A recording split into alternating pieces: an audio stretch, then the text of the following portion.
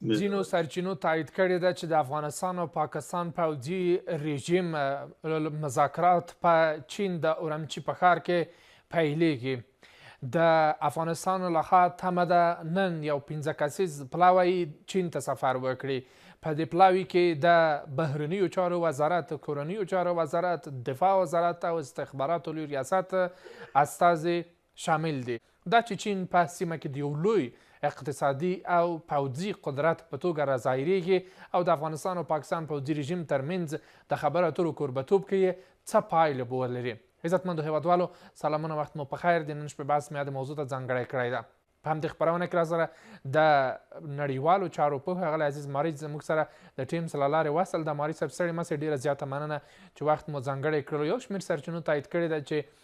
د ستونزو د حل په موخه د کابل او اسلام آباد ترمنځ مذاکراتو کوربتوب چین کې او په اورمچي ښار کې دغه مذاکرات ترسره کیږي.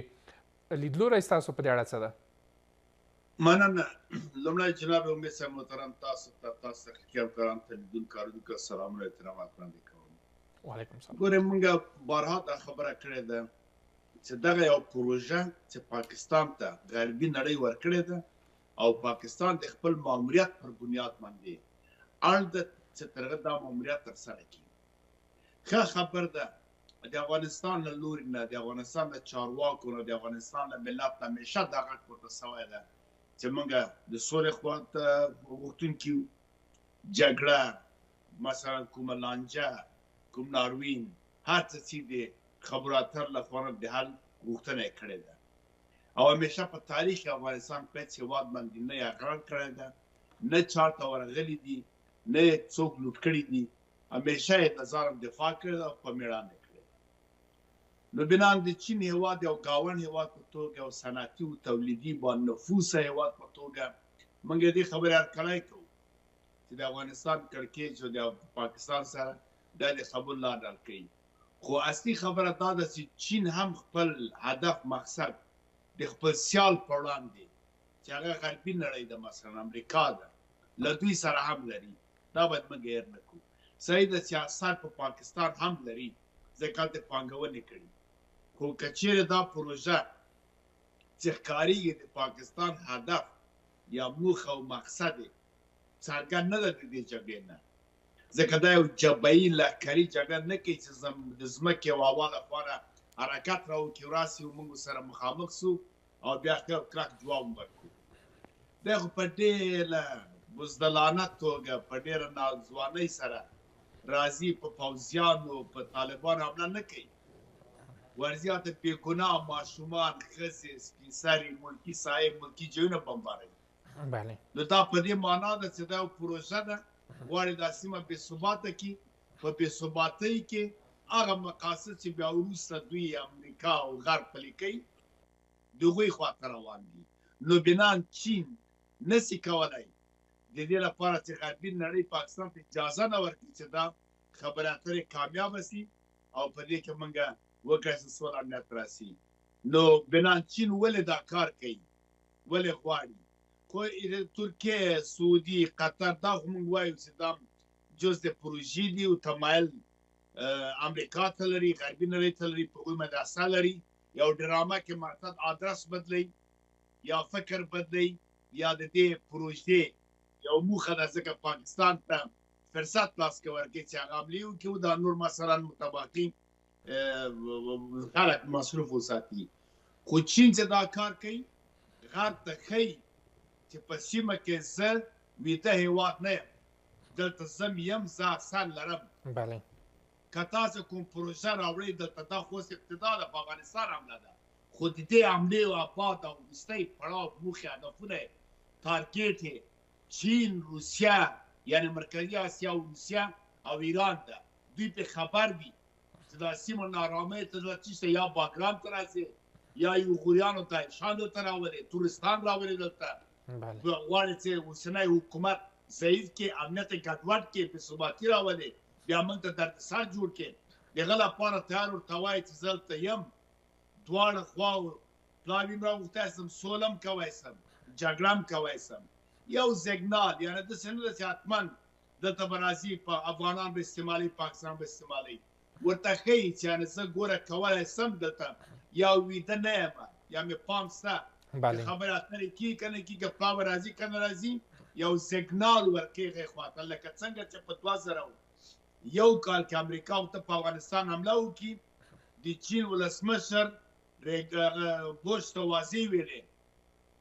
چې امریکا بدون د موږ د اجازې نه په سیمه کې نشي کولی عمل وکړي او موږ بې تفاوته نه یو فورا پس 2 ورځې بعد بوش راغی چین ته د چین ولسمشر سره یې وکتل د دوی یو بل حقوق او حق معلوم کړ شرایط ورته کېښودله او په ضمن کې سرې کرښې سره وویستلې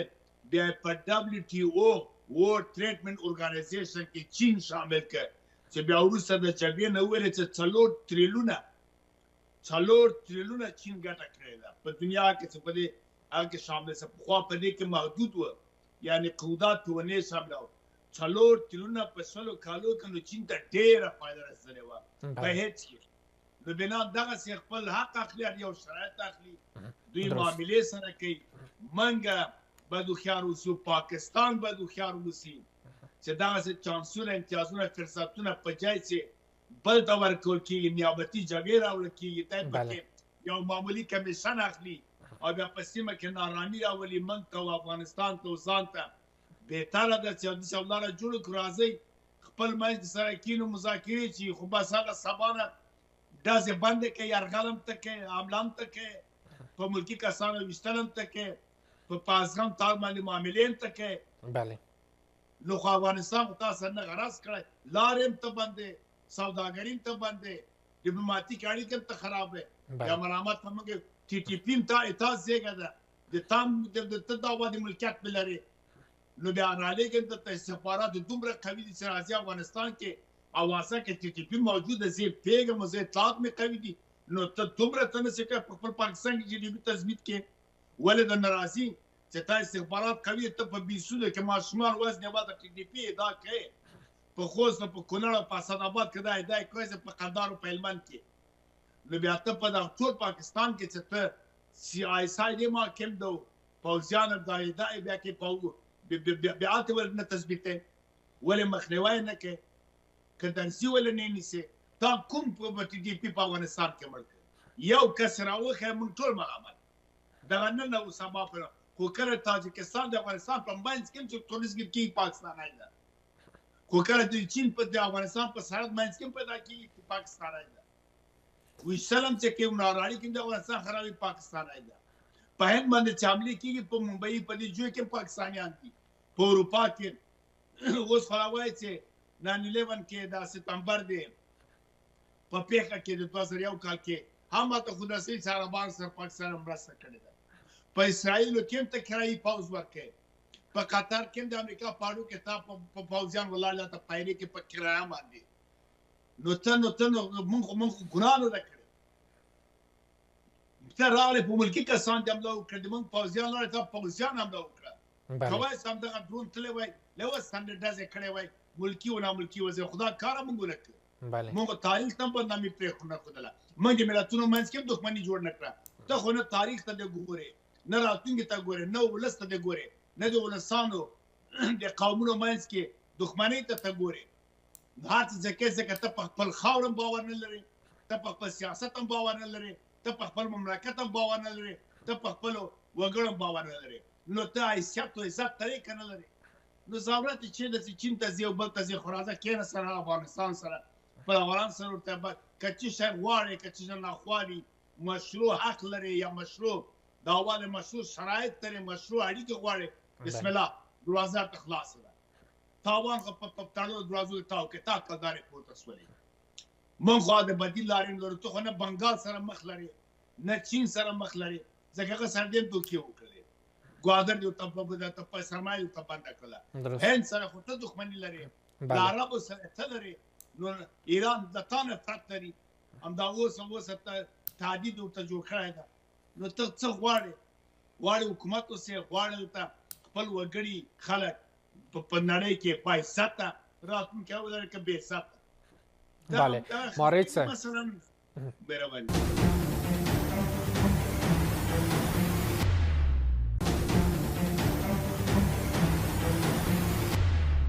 مارج صاحب د چین په کوربهتوب کومې خبرې چې ترسره کیږي فکر کوي څومره د باور وړ دي؟ یعنی هغه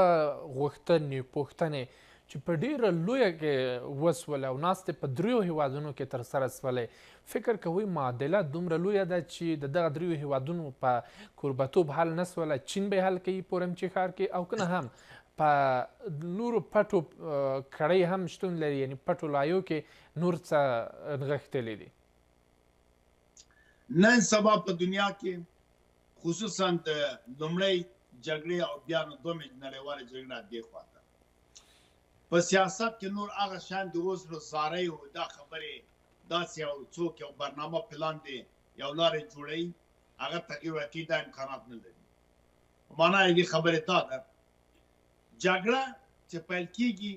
په یو هدف په موخه په ګټو پر بنیاد پیل کېږي، دې کې بیا نور مقاصد او اهداف لري. جګړه چې دوام هم کوي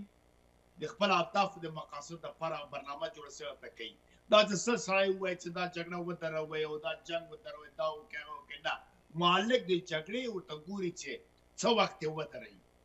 که چېرې اوربند سوله هم کېږي مالک د جګړې هغه چې په یو هدف پروګرام جوړ کړی د هغه کولی شي څه وخت ودرېږي څه وخت اوربند وکړي. خبرې اترې همداسې دي. که چېرې مالکین د اصل برنامې وغواړي خبرې بیا عادي بانه جوړېږي نه چین وغوښته او فلاني وغوښته او دا سوله ودرېده. که چېرې نه وي بیا دغه منځ کې تکتیکي چې نن فلاني ځای کې مذاکرات دي ګوره د ایران او د امریکا په جنګ کې هم ټرمپ اعلان کوي چې زه مذاکرې کوم، خبرې کوم، عراقچي بیا وایي زه نه کوم، غالبا بیا بله خبره کوي، پوزشکان بله خبره کوي، سالانه بله کېږي. په هغه ورځ باندې چې وایي مذاکره کوو جګړه کوو دوه برابره نور مهمات سالای او پیاده راکته کېږي خلیج ته او لژیو ته پیرا منډازې کېږي. برعکس دا خبرې دي. و که چېرې تفاهم سوی پروژې مالک پاکستان چارواکي ته ویلي چې هلکانو نور غلي سیه برنامه یا پروګرام زه بل لرم، زه په خلیج او په ایران کې کامیابۍ ته روان یم، ضرورت نه لرم دې خواته بله جبهه خلاصه کړم، تعدد روسیې او چې ته جوړ کړم، زه یې نو سوله موله جوړه کړه. بیا نو یو سیګنال ورکول کېږي چین هېواد ته خورا زبرځواک هېواد دی یا په خپله بعضې هېوادونه غواړي دا امتیاز واخلي، هغه خبر یې له قصې نه ولا زه یو مشر هېواد یم دلته ناست یم دواړه مې ګاونډیان دي، راځه دغه امتیاز زه واخلم چې بیا زه ووایم ملتونو خلکو ته چې روغه ما وکړله، بیا به آسان ډیپلوماتیک اړیکې هم لرم، سوداګري به هم لرم، ملتونه خلک به په ما اعتبار وکړي. یعنې په ټوله کې که چېرې تفاهم برنامه لویه دې ته جوړه سوې چې واقعا دا جګړه د پاکستان مخنیوی کوي بیا په هغه وخت کې صحیح ده. بیا موږ په دې خبرو باندې چین باور لرو چې البته یعنې ډیپلوماتیک پروسیجر به چین مخې ته بیایي، په اصل کې به جګړه نور تریږي. او که نه وي بیا دې هماغه د ما مخکنی خبر ده چې چین هم غواړي چې نړۍ ته یو شی وښیي، نړیوال هغه صاحب د جګړې غواړي چې همداسې یو ډرامې د خلکو فکر او ادرسونه بلې خواته او دغسې ورته وښیي چې زه هم درته تنفس لرم. معمولا دغه لوبې دي کول پکار هغه هېوادو ته چې هغه هېوادونه متضرر دي یا هغه هېوادونه چې نن سبا دغه په خاوره باندې ورو جګړه ده هغه باید خپل تدبیر ونیسي، تدابیر ونیسي، برنامه باید د مخنیوي لپاره یا د جنګ له لارې نه یا د تفاهم له خوا نه جرګې له خوا نه. دا نو څنګه کېږي چې بس نو ملت او دولت ټول سره یو لاس په یووالي او موټیوالي سره کینی جرګې سي او په جرګو کې څه وکړي، فیصله او پرېکړه وکړي چې په راتلونکي کې په تفاهم څه پکار دي،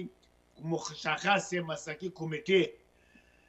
دنده ترلاسه کړي چې هغوی خپل کار مخې ته بوځي او لاره دې ته هواره کړي چې یو سیمه ییز یا نړیوال کنفرانس کوربهتوب افغانستان وکړي. دغه د سیمې هېوادونه د نړۍ هغه زیاتدخله هېوادونه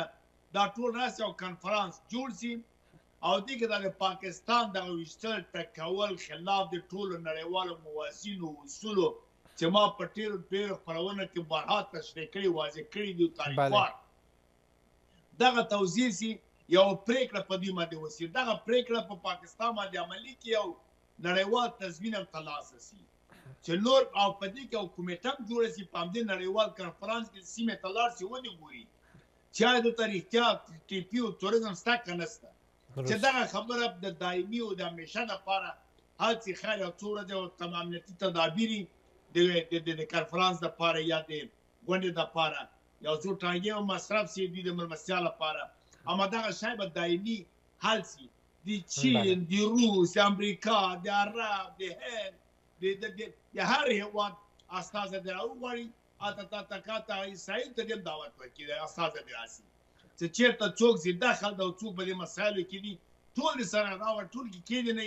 او دا خبر دې ورته وکړي دا نوښت دې بهرنیو چارو وزیر په لاس کې واخلي بس وزارت دفاع ته د دنده وسپارل چې تر ټول شواهد او اسنادونه شاندې جوړ کړه خصوصا استخباراتو رئیس راډیو هغوی ته دې وایي پاکستان ته چې اسناد شواهد هر څه لرې راوړه ازاد یې وراسې رایه کړه دلته ازاد وغېږه څه چې وایي دلته خلاصه دې دلته لوی سټیج درکول کېږي خبرې دې وکړه چې دا خبره واضح روښانه شي دا به یو که بیا درېیم شی څه بیا نو که دا خبره پاکستان نه نړیوال نه منله لکه څنګه چې ډېر بې شرمانه نړیوال ادارې چې په دې هکله باندې مسؤلیت لري په ګډون د سره صلیب نړیوالو کمیټې په ګډون د جرایم جنګي د کنوانسیون د 1990 کال او داسې نور د بشر حقوق منشور ملل متحد چې دوی دغسې غلي دي او هېڅ حیا نه کوي چې دوی دنده وظیفه چېرې چې یو څوک راځي ملکي کسان وزني نو که بیا داسې بې تفاوتي د هېوادو هم شوله بیا نو مجبور یو چې تورې ته لاس کړو سم منسجم پوځ به جوړېږي تیار عقیدهیي اردو موجوده ده ښه قوي وسایل لرو له دې هېڅ ډار نشته د ناتو د امریکا پاتې ده موږ ته په چغلو مفسدینو چې په سوړو کې پټې کړې وې هغه هم راووتله د اردو موږ سره ده د خپل طالب په لاس کې وسته وه دغه ټولې به تیاره مده کړو نور هم کوشش وکړو چې دا فیاوا و الوتکې که روسیه وه که چین وه که هند وه که ایران هر چا چې خرڅوله موږ یې ترې اخیستی شو پرولل او پیرول د وسلې